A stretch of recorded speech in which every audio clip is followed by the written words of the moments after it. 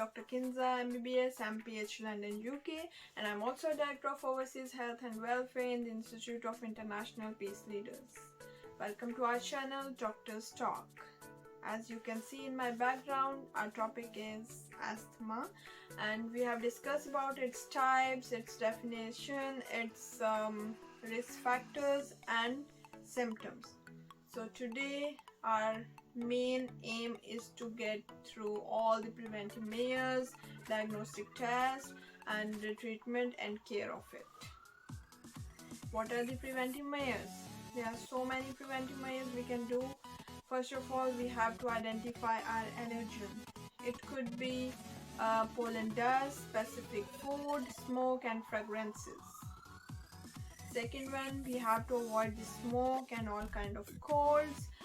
We have to make our home allergy proof, and if we have allergy from our pets, so we have to avoid pets in our home.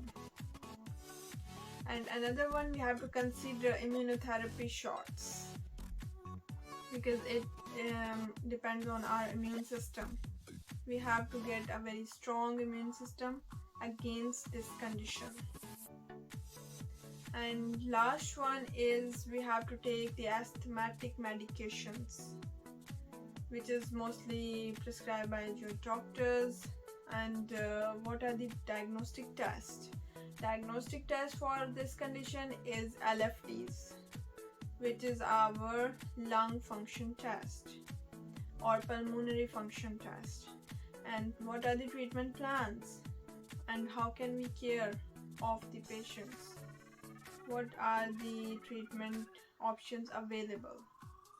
So first one is corticosteroids, second one is bronchodilators and rescue inhalers, third one is asthmatic nebulizers, which is breathing machines, and fourth one is prednisone, and fifth one is peak flow meter, and last one is bronchial thermoplasty.